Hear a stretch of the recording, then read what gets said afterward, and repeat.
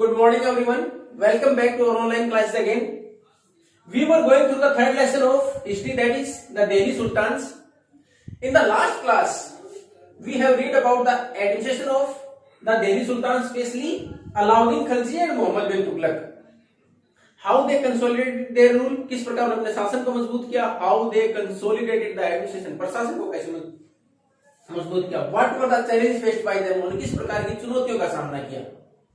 तो उसी में हमने एक पढ़ा था कि some invasion from the western side of India, कुछ हमारे पश्चिम से हमारे ऊपर आक्रमण हुए, स्पेशली द सेंट्रल एशिया, मध्य एशिया के जो देश थे हमारे पास, उसमें मंगोल, और एक जगह थी ट्रांस सक्सेना. ये जो ट्रांस सक्सेना जगह थी, यहां से जब आक्रमण किए गए तो उसके बाद इन दोनों की क्या क्या अलग अलग नीतियां रही. यानी वेस्टर्न साइड जो हमले हुए उसमें दोनों ने अपने आप को किस प्रकार मजबूत किया और उससे बाहर आए, किस प्रकार युद्ध को लड़ा. तो उसमें कुछ इसकी फीचर्स दे रखी हैं आपकी बुक में, हालांकि मैंने ब्रीफ में लिखी है, लेकिन आपकी कुछ पिक्चर्स उसमें दे रखी है फीचर्स. उसको go through your lesson. I am going to explain one by one.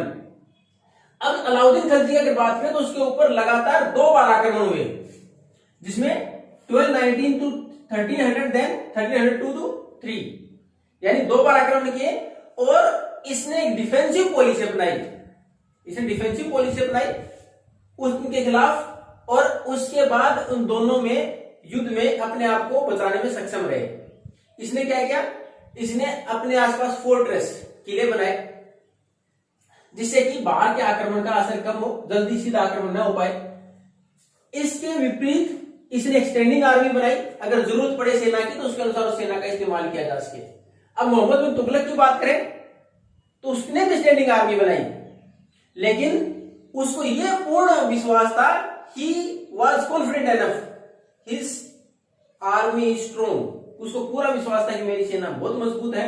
And he also defeated Mongol, की जो मंगोल है उनको आसानी से हरा भी सकते हैं.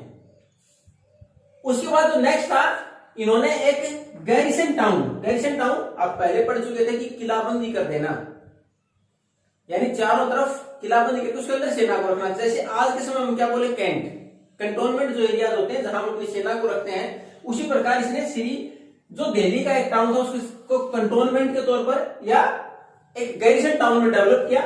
एक बड़ा सा शहर, उसके चारों तरफ किलाबंदी करके उसके अंदर अपनी सेना को रखा. अब इसके विपरीत इन्होंने भी जो वहां की जगह थी उसको तो नहीं किया. इसने जो दिल्ली है, खुलना पुरानी जगह थी, पुरानी दिल्ली की जगह है, वहां के 4 महत्वपूर्ण शहर थे वो खाली करा लिया. किसने, मोहम्मद बिन तुगलक ने. और वहां के लोगों को कहां शिफ्ट किया गया, दौलताबाद, एक नई कैपिटल साउथ में डेवलप की गई, और वहां इनको शिफ्ट कर दिया गया. यानी वहां के जो रेजिडेंट थे उनको वहां से निकाल दिया गया, जहां वो पहले रहते थे, उस जगह को गैरिसन टाउन पर तब्दील किया गया, स्टैंडिंग आर्मी के लिए, अपनी सेना को रखने के लिए. और उन लोगों को बोला गया कि you have to shift to Daulatabad, new capital in the south, की दक्षिण के अंदर. अब उसके बाद सेना को, जो स्टैंडिंग आर्मी रखी, जो लगातार एक मजबूत सेना रखी कि युद्ध अगर लड़ना पड़े तो किस प्रकार कामयाब, उसके लिए स्टैंडिंग आर्मी रखी थी दोनों ने, अलाउद्दीन खिलजी ने भी और मोहम्मद बिन तुगलक ने भी. अब उसके लिए फूडिंग की व्यवस्था, तो इसके लिए क्या किया गया कि food was arrange by taking a part of tax from the near by area, जो आसपास के इलाके थे वहां टैक्स लगाया गया किसानों के ऊपर. और अलाउद्दीन खिलजी ने कितना टैक्स रखा है, 50%. आप पहले पढ़ चुके थे, इसको बोलते क्या, जो लैंड रेवेन्यू थी उसके लिए वर्ड इस्तेमाल हुआ था. In the last class we have discussed, पिछली क्लास में हमने डिस्कस किया था खराज, the tax levied on the production of crops और द पीजेंट्स, किसानों के ऊपर जो टैक्स लगाया गया वो था खराज, और ये था 50%. यानी सैनिकों के लिए खाने की व्यवस्था करने के लिए इसने क्या किया, जो किसान वहां खेती करते उनके ऊपर टैक्स लगाया, उसका 50% प्रोडक्शन वो सेना के लिए ले लेता. अब इसने सेम यही किया आसपास के इलाके, मोहम्मद बिन तुगलक ने भी, उसने भी इसी प्रकार टैक्स तो लगाया, लेकिन टैक्स और बढ़ा दिए गए, टैक्स कुछ और बढ़ा दिए गए. किसके लिए, कि उस सेना के खाने के साथ साथ और टैक्स बढ़ाए उसके मेंटेनेंस के लिए, और उसी दौरान एक फेमिन, अकाल भी पड़ा, जिससे कि समस्याएं और बड़ी, किसान पे नहीं कर पाए. यानी पहले तो प्रोडक्शन का पार्ट लेना, उसके बाद और टैक्स बढ़ा देना.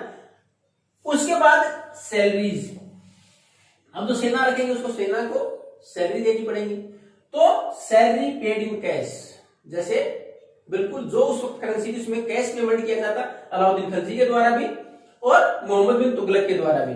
लेकिन डिफरेंस देखिए इसमें कि इन्होंने सैलरी देने के बाद उनको लगा कि हो सकता है मर्चेंट्स जो व्यापारी हैं they can increase the price of their goods, उस कीमतें बढ़ा दे सामान की तो इनकी सैलरी से हो सकता है इनका गुजारा न हो, यानी सैलरी हो सकता है कम पड़ जाए क्योंकि सामान महंगा भी तो हो सकता है मार्केट में। तो उसके लिए अलाउद्दीन खिलजी ने क्या किया, उसने असेसमेंट कराया कि लागत कितनी और कितने में व्यापारी बेच सकता है, उसकी सीलिंग एक सीलिंग लगा दी, मैक्सिमम से ज्यादा कीमत पर नहीं बेचेंगे ताकि जो सैनिक उनको परेशानी नहीं हो खरीदने में, तो वहां कीमतें डिसाइड कर दी गई और कोई भी व्यापारी से ज्यादा कीमत बेचता तो ही वाज पनिश्ड, उसको सजा दी जाती। लेकिन यहां क्या किया गया, ऐसा कोई भी एक्ट नहीं बनाया गया कि किस कीमत पर बेचेंगे वो। The merchants are free to sell their product at whatever price they can, जिस पर बेचना चाहे बेच सकते थे। इसके दूसरा इसने क्या किया, टोकन करेंसी चलाई। जैसे आजकल हमारे पास टोकन करेंसी क्या है, हम किसको मानते हैं, paper currency is also part of token currency. हमारे उस पेपर की जिसके ऊपर हमने 2000 लिख दिया, एक्चुअल में अगर हम वैसे बेच रहे हैं तो 2000 की कीमत के, जब तक उस पर 2000 आरबीआई ने गारंटी दे दी तो है उसकी कीमत, नहीं तो पेशी तो है। उसी प्रकार से टोकन करेंसी बनाई और वो भी कौन सी, वो जो मेटल्स थे जिनकी कीमत बहुत कम थी उनकी टोकन करेंसी बनाई और वो मार्केट में इशू कर दी कि इसके बदले में आप सामान खरीद सकते हो। और उसके ऊपर लोगों का विश्वास नहीं रहा, उस करेंसी के ऊपर लोगों को भरोसा इसलिए नहीं रहा क्योंकि उसकी वास्तव में कोई कीमत थी नहीं। अगर वही सिक्के सोने चांदी के होते तो लोगों का विश्वास बना रहता और व्यापारी आसानी से दे देते।